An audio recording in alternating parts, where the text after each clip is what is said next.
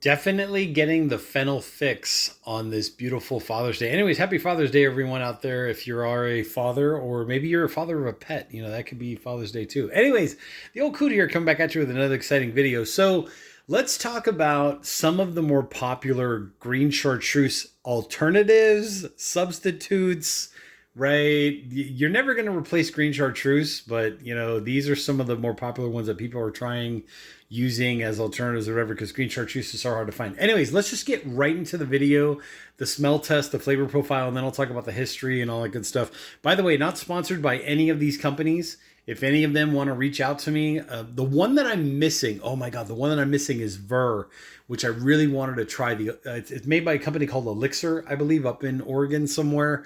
So Elixir, if you're watching this video and you want to reach out to me, please, I would love to, because I can't find it. Southern California is so hard to find right now. But if you want to send me a sample or something, like one of those little 100 ml things, I would love to just try it and do this, put it through the works like I usually do to taste it and kind of compare. But anyways, so the way I usually do this is I'll pour out about a half an ounce to 3/4 of an ounce in a glass, give it the smell test. Then what I'll do is I'll add some club soda or mineral water just to kind of take away the alcohol bite, right? That heat that just like inundates your senses and your sinuses, so that I can better isolate what's going on in each one. Something that I do on this channel, which is a cornerstone, a pillar of this channel, is information. I want to try to give you, the audience, as much information as possible so that you can make a more informed decision. And to do that, especially when it comes to these libations, is to take the alcohol away, basically, or just to minimize it and let the flavors come out. So I can tell you, okay, in a percentage of 100, this is what you're tasting in this percentage. You kind of get the idea. So let's talk about these real quick. Genepy Chamois, right? That's from Dolan. This one is, I believe it's, 45% alcohol by volume. So you kind of get a sense of what's going on there. This one is Boomsma, right? The Cluster bitter, herbal bitter. This one is 40% alcohol by volume. Also has the most greenish look to it. Then this is Enrico Toro Torella. This one is 38% alcohol by volume. This one, same company, Enrico Toro. This one's called the Centurba, which is 70% alcohol by volume. So definitely a lot stronger. And then Galiano. Why is Galiano here? Galiano is more akin to the yellow chartreuse, but I threw it in because this kind of has that anise fennel forward kind of a vibe to it. So I just wanted to kind of refresh my senses and throw it in there. But that one is 42.3% alcohol by volume, so you kind of get a sense of what's going on there. So anyways, I poured about half an ounce, 3/4 of an ounce in each one of these. I'm going to do the nose test first. And then what I'm going to do is I'm going to put in some club soda in each of them, or mineral water or whatever in each of them, just to kind of take away the alcohol bite and then actually taste them. So let's go with the Genepy first. So on the nose,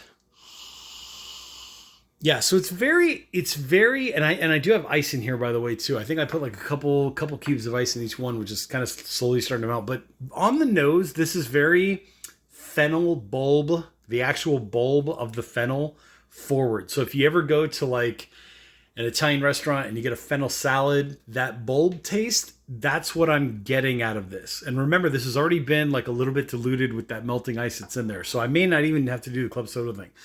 Cluster bitter. Let's go for the nose on that one. Okay, so cluster bitter, what I'm getting more of is it's fennel, but it's more anise. I'm getting more anise flavor out of it. Think of like, now you're talking about the seeds that come from that fennel plant, and also just the anise seeds is what I'm getting. So between these two, right off the bat, this one is more fennel. This one is more like anisey, right? Let's go with the Torella. Okay, so this one now is a little more, and remember, I poured the same amount in each. This one now is a more intense, more broader, more like I can on this, like now I'm getting a spectrum, right? I'm getting an entire profile here where it's not just like one is fennel, one is anise. This is more now like anise and fennel kind of mixed with, like, I'm picking up some spice in there as well. This one's a good one. This one's like a serious contender for chartreuse, for the green chartreuse. Now the Centurba. Okay, so very astringent off the nose. Obviously, you're getting 70% alcohol by volume in there. But what I'm getting on this one is very anise, more anise than fennel. So I would say this one and probably this one are like the closest. The Boomsma and the Klosterbitter and the Chenturba are probably the closest in terms of anise. But this one has a more stronger, pronounced anise component to it. Like it's a deeper anise. Okay, and then the Galiano, let's try that one. So Galiano, you're definitely getting a lot more sweeter and definitely like more like fennel, maybe 65% fennel, maybe 35% anise with the Galiano. So this one's definitely like in that fennel category, but also this one is like a little more. Yeah, the Galiano, because of the sweetness, is what's throwing me off. The Galiano is, if you're into the more sweeter end of the spectrum, the Galiano, I think just nose wise, is probably going to be a little more pleasant on the nose than say the Klosterbitter. So that's that part. Okay, so let's go ahead and taste these. I'm not going to add any. Usually I add the mineral water, but I'm not going to add it because they've already been diluted by the ice cubes. They've been sitting here a while, as you can kind of see. Like this one's almost completely dissolved. But let's go ahead and taste this one, the Genepy.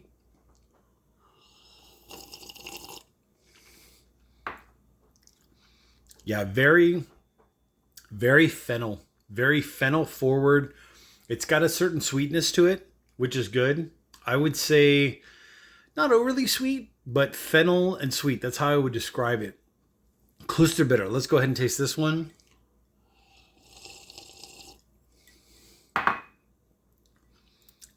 Sweeter still, but see, now I'm getting more fennel. So on the nose, it was more anise, but on the taste buds, I'm getting a little more fennel. And I don't know if it's because more of the ice melted or didn't melt or whatever, but this one is like just a touch more astringent than this one is. The Klosterbitter is like less astringent. So that's those two. Let's go with the Torella. Let's taste this one, see what this one tastes like.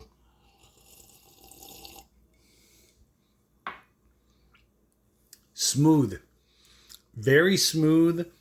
I would say this one has, it's like so perfectly balanced between the fennel and the anise, and you're getting like or similar to the green chartreuse, you're getting like a touch of that like good mellowed out pepperiness. Like that's how I would describe this. So this to me is the closest to green chartreuse. This is a sippable one. Like I wouldn't mind having this neat, which I usually don't do, but I wouldn't mind having this one neat. Oh, on the rocks would be like beautiful, but this is a very good close contender to green chartreuse. Okay, the Chenturba.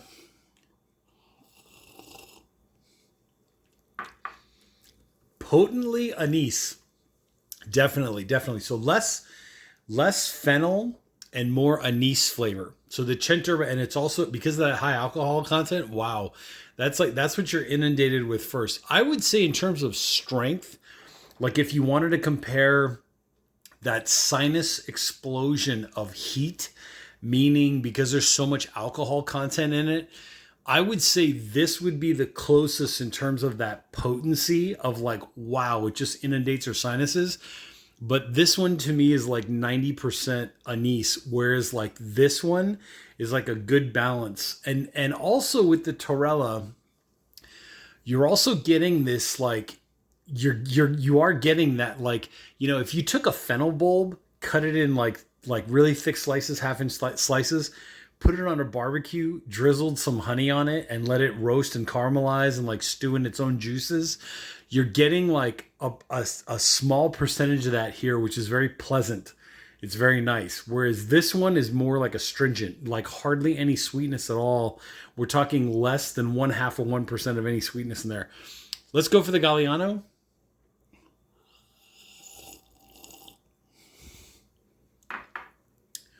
This one, you know, Galiano is smooth. It's so hard because Galiano is smooth too. Galiano to me is kind of like, how can I explain it? It's now I'm getting more of the fennel flavor and a sweet flavor as well. So it's definitely sweet and fennel-y. So I would say if I had to rearrange things, let me put this in the background. These two are very close, but to me, the Torella wins out in terms of flavor profile. Like versus, let me do this. Okay, so here's my notes. The Torella is definitely, to me, the closest to green Chartreuse that there is between these two. The Galiano is definitely more closer to the yellow Chartreuse. It's not quite like I said earlier, it's impossible to get like for like, apples to apples, green Chartreuse, yellow Chartreuse substitutes. But to come close, especially if you're going to be mixing these with other types of alcohol to make a drink, whatever drink you want to fill in the blank of whatever green Chartreuse has or yellow Chartreuse has, I think you'll find that using the Torella, and either one of these is great, but using the Torella for the green Chartreuse, I think you're going to get a more closer representation. The Galiano is definitely more of like the yellow Chartreuse. So let me retaste both of these and I'll kind of go into that breakdown real quick. So here's the Torella again. A little bit of bite balanced with the sweetness. I would say bite to sweetness ratio in a percentage of 100. I would say maybe it's pretty damn close. It's like 55% bite or astringency with like 45% sweetness. So 55% astringency, 45% sweetness. The flavor profile is definitely like in a percentage of 100. I would say the flavor profile on this is definitely something akin to like, maybe I would say like it's almost 50-50 fennel to anise, right? Like fennel bulb with fennel flowers or the sprigs on the end with like that anise flavor in there. Black licorice, no. If somebody says they're tasting black licorice in there, I would say maybe it's like 2% or less. Like I'm picking it up, but it is so subtle, but it's not forward black licorice the same way like Jägermeister would be, or like Hildy. That was another one that came up in a couple of these other videos I saw, was what does Hildy taste like? What does Jägermeister taste like compared to green Chartreuse? No. In here, if you're getting any black licorice, it's literally so subtle. It's more of like, I like that nasty, harsh, almost medicinal black licorice flavor. You're getting maybe less than 2%, even less than 1%. The primary notes here are like anise and fennel, and they're almost like in a 50-50 balance. Maybe the fennel wins out by 5%. So maybe 55% fennel and 45% anise. Okay, hope that answers that question for those of you that had that. The Galiano flavor, let's taste that.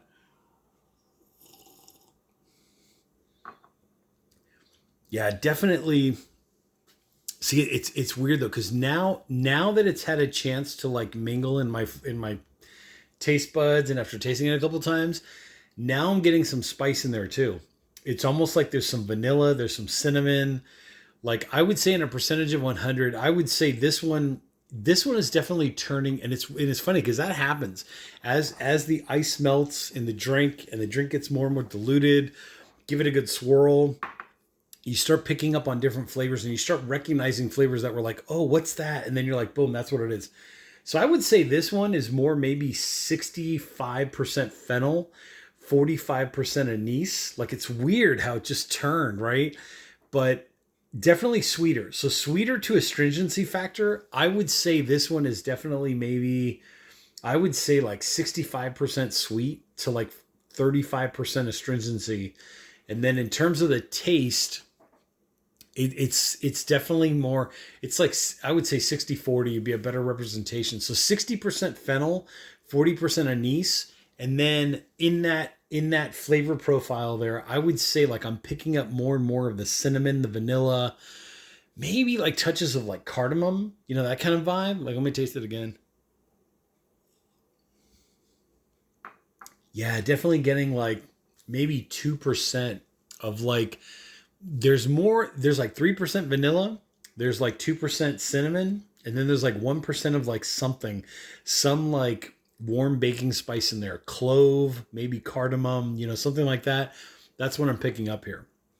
So once again, to quickly recap, if you want this is just in my honest opinion, If you want the most closest thing to green chartreuse, I think this is going to be it. If you want the closest thing to yellow chartreuse, I think this is going to be it. Here, your honey, that was a big one too. A lot of people said they tasted like caramelized honey or like a more like roasted, deep rooted honeyness. This one has more, the Galiano has more of that honey kind of ness than the Torella does. But again, to quickly recap, I cannot stress this enough. The frontal forward flavors that you're tasting are anise and fennel. Fennel more than anise, I think, in both of them. But that's basically that. Okay, let's go back to the Genepy because I know you guys are going to ask. So let's go back to this now. Let's give it a good swirl. See what happens after the swirling. Astringent. Really, really astringent. I think that's also coming from that 70% alcohol in there. But what you're definitely getting is this one is more anise than the fennel. It's more of like, so you talk about like that black licorice, right? If you want to compare it to that, I would say, if these maybe had less than 2%, I would say this one is maybe like 3% or 3% or less of like that black licorice flavor. But it's definitely like 80% anise and like 20% fennel. So that's what's going on here. So in a percentage of 100, astringency to sweetness, this is like 99% astringent because of that high alcohol content. Like I said, if you're making a drink that calls for green chartreuse and you want that astringency, you want that harsh, hard, spirit forward, alcohol forward, sinus exploding experience, I would say maybe go with this one, and you're going to get a lot more like 99% anise versus fennel in there. That's pretty much what I'm getting here. That's what I'm getting from this one. Okay, Klosterbitter. Let's go back to this one. The most color. If you're looking for color, right? If you're making the drink that calls for green chartreuse and you want the best like color, like that's pretty damn spot on. And remember, there were a couple cubes of ice in here that have now melted. So that would be the closest in color to green chartreuse as I think you can, possibly get or whatever. But let me go ahead and taste this again. We gave it a good mix just to make sure that the water and the alcohol kind of mixed all together.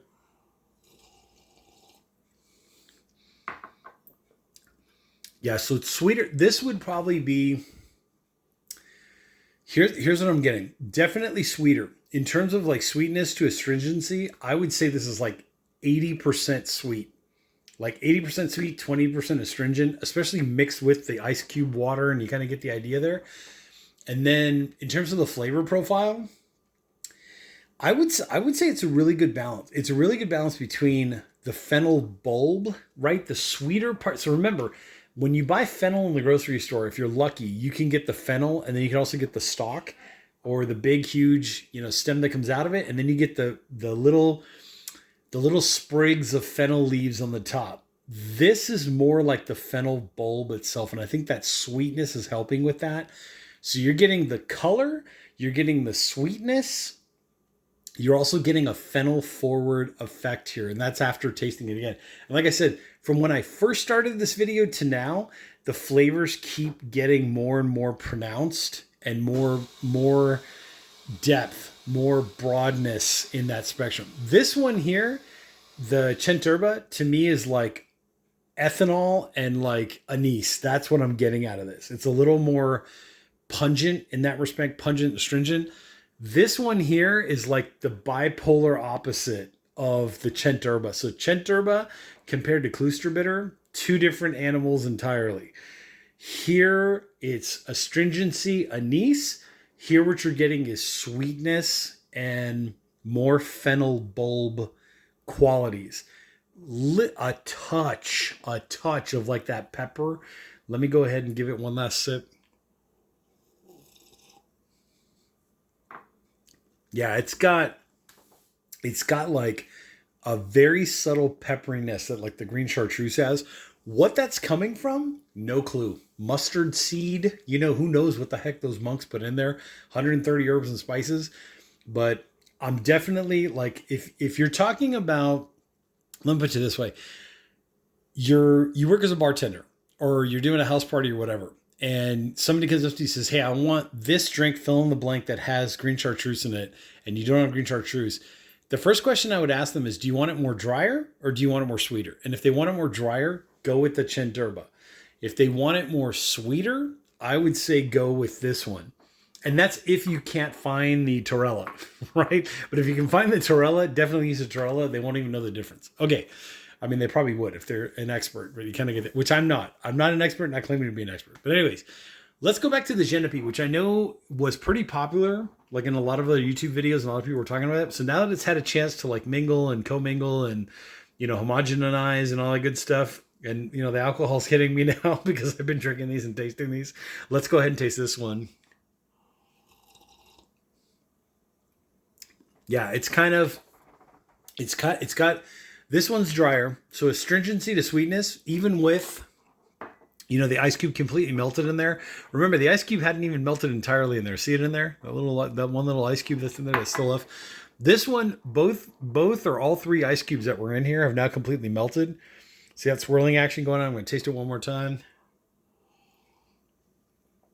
Yeah, this one is as astringent as, say, the Centurba is.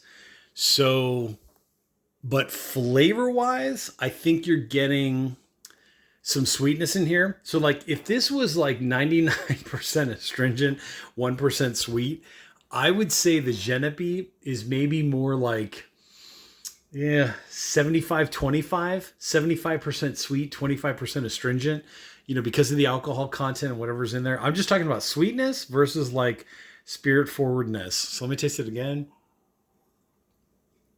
All in the name of research. Yeah, I would say maybe closer to like 70-30. So 70% sweetness, even less, maybe like 60-40. Let's call it 60-40. So 60% sweetness, 40% astringency. It's kind of a good balance. Some people might try this and say it's more like 50-50. It all depends how you're drinking it. Are you drinking it straight? Are you drinking it cold? Are you drinking it neat? Are you drinking it over the, on the rocks? Are you drinking it with something mixed into it? So everybody's taste buds are different. You're going to get kind of a different kind of a vibe going on. But to me, the Genepy, I would say last and final, what am I thinking of this? I would say 60% sweet, 40% astringent, like in terms of that sinus explosion, alcohol in your nostrils, kind of a vibe. 60-40, 60% sweet, 40% astringent. In terms of the flavor on this, let me go ahead and go for that. Yeah, I would say that's definitely more anise than fennel. A little bit went down the wrong side of my palate there, but yeah, I would say this is more akin to the Centurba, where like this one is maybe 85% anise and maybe 15% fennel. So if we rearrange these again, let's move the Centurba over here. So let's do it this way. These are my top two picks. For green chartreuse, Enrico, Toro, Torella, especially mixed in with other things to make fill-in-the-blank drink that has chartreuse in it, I think this is probably the closest you're going to get. It's broad, it's got depth, it's got a spectrum of flavors going on. As Wiley put it, a constellation of flavors are what's going on in here. Very, not exactly the same, but very similar to green chartreuse. The Galiano is definitely as close to replacing yellow chartreuse as possible. So green chartreuse, yellow chartreuse substitutes, I would say either of these. What's also missing here is Strega. God damn it, I don't have any Strega, but Strega would be another, I'm going to have to get some of that. By the way, Strega, if you're watching this, whoever makes Strega, and you want to, send me some samples or whatever, would love to have it. Just saying. Okay. The Klusterboom, Klusterbitter. See, the alcohol's kicking in. I'm going to have to eat some carbs here to make up for the alcohol. Boomsma, Klusterbitter. By the way, drink responsibly. Whether you're doing a video of your own or you're bartending or whatever, please drink responsibly. Cannot stress that enough. Okay, so Boomsma, Klusterbitter. I would say this is more on the fennel end of the spectrum, and then these would be on the anise end of the spectrum.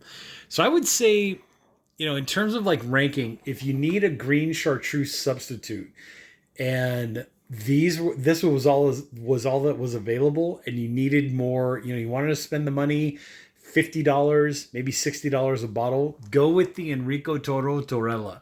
If you want on the cheaper end of the spectrum, where now you're spending, maybe like $30 a bottle or so. By the way, if they're watching this video, this is one of the hardest damn bottles to pour. Like, it just literally spurts all over the place. Like, when I was trying to pour it, it dripped all down the... Oh, no, it was a horrible experience. Can they redesign this somehow so that it pours easier? Like, just saying. And by the way, this bottle was so old when I opened it up. See all those crystallized sugar crystals there? There were more when I first opened it. But for some reason, the design of this bottle... Oh my God. Like, can someone just, alcohol talking. Can someone just reach out to that company and like try to get them to design a better pourable experience so it doesn't just go all over the place? Just saying. Anyways, but yeah.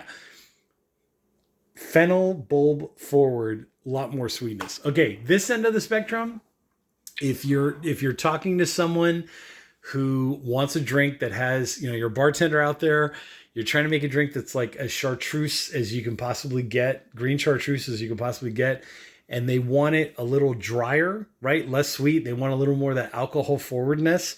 This would be your pick for the most alcohol forward anise tasting substitute alternative for green chartreuse as you can possibly get. This one has just a touch more sweetness, right? If this was like 99% astringent, 1% sweetness, I would say this is more like 85% astringent and maybe 15% sweetness. But both of these are going to be more anise end of the spectrum. This is going to be fennel bulb kind of more than anise, but good balance. This, I would say, would be more fennel than anise, the Torella, but definitely balanced in terms of the sweetness to astringency ratio.